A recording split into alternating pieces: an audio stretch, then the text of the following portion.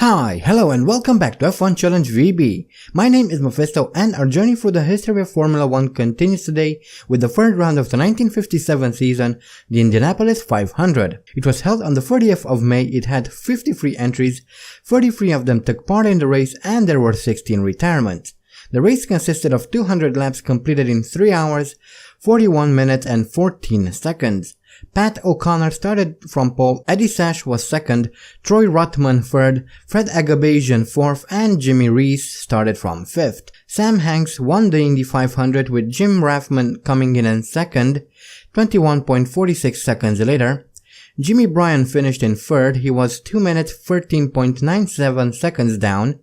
Paul Rousseau finished fourth, 2 minutes 56.86 seconds behind. And Andy Linden crossed the line in fifth, he was 3 minutes 14.27 seconds behind the leader. Jim Rathman posted the fastest lap of the race, a 1 minute 02.75 second lap. We are back in Indianapolis, Indiana for the famous 500-mile race. The circuit is exactly the same as it was when we last saw it. It has 4 long 90-degree corners, 2 very long straights, 2 shorter straights. Speed and slipstreaming is absolutely necessary here, at least in the real world.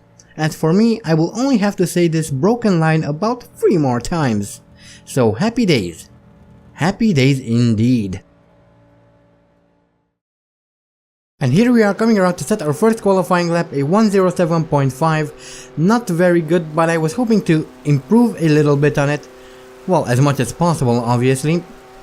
And here we are coming around to set a 1:07.34. Well, that is an improvement, but not by all that much, and unfortunately, try as I might, I couldn't go any faster, so that's the end of our qualifying session. And here are the previous Indianapolis 500, previous Indianapolis 500 winners. There we go. We've been on that list quite a few times. And we have Sterling Moss on pole, Stuart Lewis Evans in second, Jose Florilan Gonzalez is third, Maston Gregory fourth, with Wolfgang von Trips rounding off the top 5. Maurice Trintignant is sixth, Peter Collins 7th, 8th is Luigi Musso, followed by Bob Gerard in 9th. Then we have Roy Salvadori in 10th, Jack Brabham 11th, Tony Brooks 12th, 13th is Juan Manuel Fangio, Andy Higgs in 14th. 15th is Harry Schell, followed by Jean Berra in 16th, 17th Alfonso de Portago, obviously we don't count him, 18th Carlos Menditegui, Joe Bonnier 19th, and Mike Hawthorne down in 20th, so pretty bad qualifying for Hawthorne. Actually, it seems like he was disqualified, because he had a pretty decent time, faster than us, but he's still behind us. Anyway, let's get on with the Indy 500, a race which, well, kind of goes awkwardly, really quickly, as we now race into turn 1 here. We've lost a couple of positions, and there were cars all over the track. I broke really hardly, locked up all 4 wheels, and I kind of lost control of the car, so we lost a bunch of positions now. We're down in 17th. We have Carlos Menditegui right in front of us, Hawthorne behind. Thankfully our car is intact, so we can still continue racing as we pass Maston Gregory, who is at the side of the road, and I almost crashed into another Ferrari. Luckily it despawned just in time, otherwise I would have crashed straight into it. That was quite an intense moment. And here is another look at the start. A bit of a, well, not a good start, but not a bad start either. It's kind of what you can do here because of how tightly packed the cars are. You cannot do too much, and there I am trying to turn the car back around to face the correct way, because, well, we want to race, we don't want to sit around and wait for nothing, right? Yeah, so weird start, but anyway, here's a look at Jean Berra, who crashes into one of the Ferraris, loses his front right and ends up at the side of the road there. And now we have a look at Maurice Trintignant in his a Ferrari who loses control of his car coming through turn 1, hits the wall and loses his rear right, and this is Jose Froilan Gonzalez who loses control of his car through turn 2. He's facing the wrong way, and then a fellow Ferrari driver comes and collects him and breaking his rear left wheel. So those are the first official retirements of the race. As we now move on to lap 2, we're chasing after Carlos Menditegui. We've moved up into 13th, and we now have a look at Mike Hawthorne, although we only see the aftermath. Just as after he hits the wall, he loses a wheel, and there we see another car in the field. That was Joe Bonnier. He hit Hawthorne after he crashed into the wall, and well, now they're both out of the race. As we now move on to lap 4, we are slowly but surely catching up to Carlos Menditegui. We are now in 9th though, thanks to the retirements, and here is Von Trips losing control of his Ferrari. He hits the wall, loses his front right, and he is out of the Indy 500. As we now move on, just start lap 5, and Peter Collins manages to overtake us, so we now fall down into 10th. Maston Gregory is right behind us, about 1 second behind. As we now move on to lap 5, something happened there. Well, we saw a couple of crashes, and we moved up into 6th thanks to that. And here is a look at Bob Gerrard, who crashes into a van wall. They both lose their wheels, and there's also a Ferrari, I think.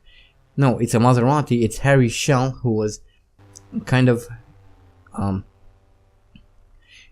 implicated in the situation, although he managed to go a little bit further before he crashed his car completely. And this is a look at Tony Brooks's van wall, who got collected by Gerrard and Schell. Again, Schell managed to go a little bit further from that, but also ended retiring anyway. So as we now move on to lap 6, still chasing after Carlos Menditegui. He's just under a second in front, and now we move on to lap 8. We finally catch up to Menditegui, and that's a back marker, so we make full use of the back marker and move up into 5th place.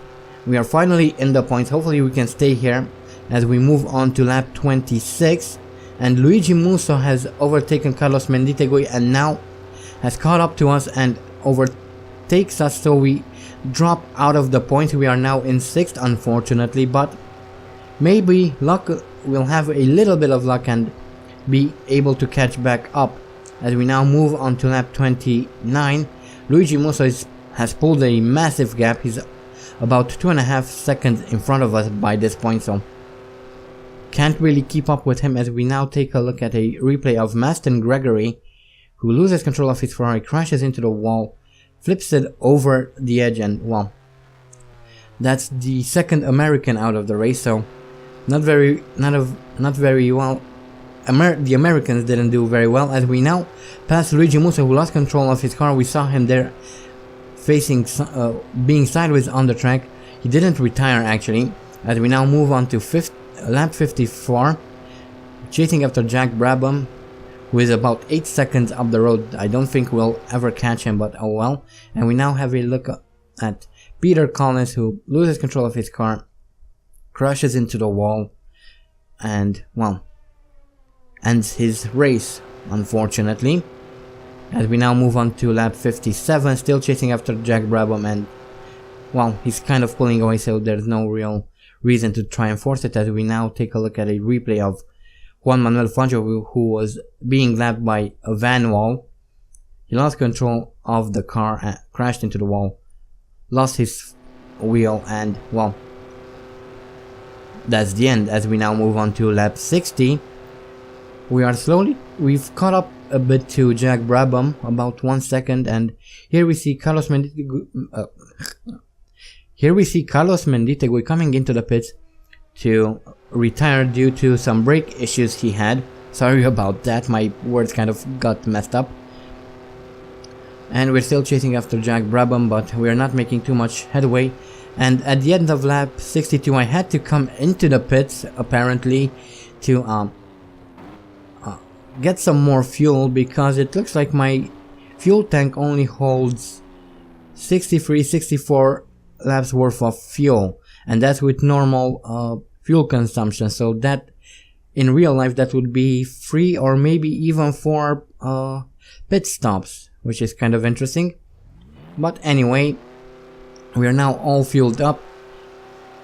We had enough of a gap to Luigi Musso, so we still come out in front of him, which means we get to keep our 5th position as we get lapped by one of the van walls. And here we are on lap 68, coming around to finish the race. 2 points, that's 5th. Could have been better, but could have been worse as well. Salvadori wins the race with Moss in 2nd, Lewis Stewart Evans in 3rd, Jack Brabham 4th, and in 6th we have Luigi Musso. Salvadori also posted the fastest lap of the race, so that was mainly a British lineup at the front there. Well, except for Jack Brabham, who's Australian obviously. And here we have the retirements. 16 people have retired. Yeah. So that was the Indianapolis 500. Quite impressed, really. I didn't expect to see 6 people finishing the race. I would have expected 1, maybe 2 people to finish, but that was pretty good, I would say. Obviously it could have been a lot better, but I think this is the best we can hope for from this race, so I'm quite pleased today.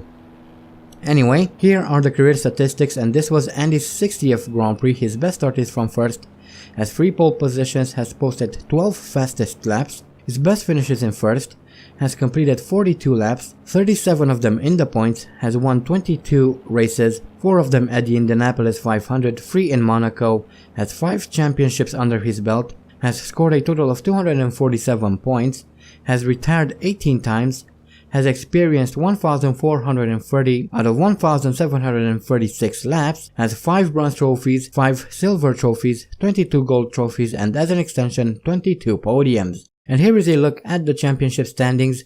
Roy Salvadori moves back into the lead by 1 point. We drop down into 2nd with 17 points. Sterling Moss is 3rd, Joe Bonnier is 4th, and Stuart Lewis Evans is down in 5th. And everyone has scored points all the way down to 7th place, which is held by Jack Brabham. And at the very bottom of the list we see Wolfgang von Trips. So that was the Indianapolis 500. Very impressed, I have to say. I didn't expect to see so many people finishing the race, which is quite unusual for this event. And not only that, but I had a pretty decent competition. I was quite struggling to keep up with the front runners, which, well, I was lapped twice, so it just goes to show how much I was struggling. I'm really impressed. I can only hope that more races end like this. This would be I would consider this a good race, if not the best or very impressive, but I would consider it as a successful race in terms of having to push, having a challenge, a competition, a proper competition. So yeah, quite impressed today, which comes quite rarely in this series, it seems. But yeah, our next race is in France, and this time we go to Rouen-les-Essarts, not to Reims as we did in the past. This is actually the 2nd time we will visit Rouen, although this time it's going to be slightly different. The circuit has been modified a bit. It has been made slightly longer. But yeah, that is it for this video from the Indianapolis 500. Again, quite impressed with the results. I didn't expect to see this, but it happened, so I'm quite pleased with it. But yeah, that is it. Don't forget to vote for next season's team, link is in the description. I also have a 2nd channel where I will be playing all sorts of different games. At the moment I'm doing a playthrough of the original Need for Speed Underground, so if you're interested, there is a link in the description to that as well. I hope you guys enjoyed this video, thank you all so much for watching, and as always, stay sharp.